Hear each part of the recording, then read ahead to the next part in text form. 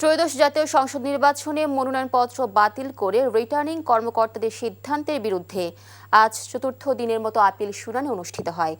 এদিন সর্বশেষ খবর পর্যন্ত প্রার্থিতা ফিরে পেয়েছেন ৫৩ জন এবং বাতিল হয়েছে ১৭ জনের মনোনয়নপত্র। এদিকে জাতীয় পার্টি সহ ১৪ দলের প্রার্থীদের মনোনয়ন বাতিলের দাবিতে স্মারকলিপি দিয়েছে জুলাই ঐক্য। বিস্তারিত শিউলি রায়ের রিপোর্টে।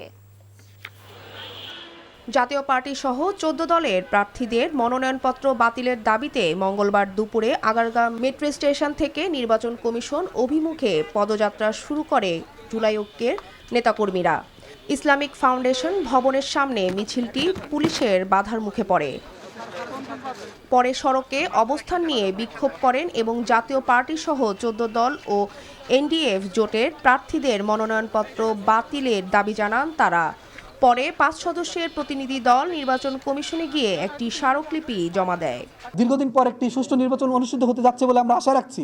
জুলাই বিপ্লবের চেতনাকে ধারণ করে আমরা মনে করি ইলেকশন কমিশন সেই কাজটি করবে এবং সেই জায়গা থেকে কোনো পক্ষকে সুবিধা না দিয়ে তারা ভূমিকা রাখবে। তো এই জন্য আমরা ইলেকশন কমিশনকে বলেছি এবং তার পাশাপাশি আমরা ইলেকশন কমিশনের যিনি অতিরিক্ত সচিব তাকে আমরা আমাদের পক্ষ থেকে একটি স্মারকলিপি দিয়েছি।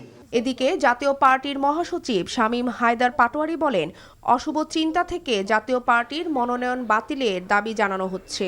নির্বাচনের সময় কোনো প্রার্থী সার্কিট হাউস ব্যবহার করতে পারবে না, সরকারি যানবাহন ব্যবহার করতে পারবে না, সরকারি গানম্যানও ব্যবহার করতে পারবে না। এখনও নির্বাচনের পথে অনেক বাধা আসার সম্ভাবনা আছে।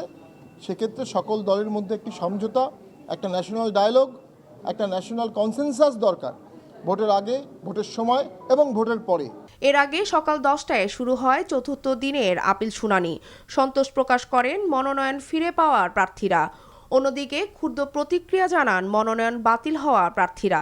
স্বাক্ষর মিস্টেকের কারণে এটা প্রার্থিতা বাতিল করা হয়েছিল। আমি আজকে আপিল করার প্রেক্ষিতে আমার এটা একটা নমিনাল হিসাবে আমার এটাকে মঞ্জুর করেছে এবং আমি একজন বৈধ প্রার্থী হিসাবে ঢাকা ১৩ আসনে আমি নির্বাচন করছি। জেলা রিটার্নিং অফিসার আমাদের মনোনয়নপত্র বৈধ করেছিলেন। এটার বিপক্ষে আজকে প্রতিদ্বন্দ্বী প্রার্থী একটা আপিল দায়ের করেছেন। সেটা রিজেক্ট হওয়ার কারণে আমার মনোনয়নপত্রটা বৈধ ঘোষণা হয়েছে। এর আগে গত ৩ দিনে আপিলের বৈধতা পায় ১৫০ জনের মনোনয়নপত্র। সারা দেশে রিটার্নিং কর্মকর্তাদের সিদ্ধান্তের বিরুদ্ধে আপিল করেছে ৬৪৫ জন। শুনানি চলবে ১৮ জানুয়ারি পর্যন্ত। শিউলি রায়, এনটিভি নিউজ, ঢাকা।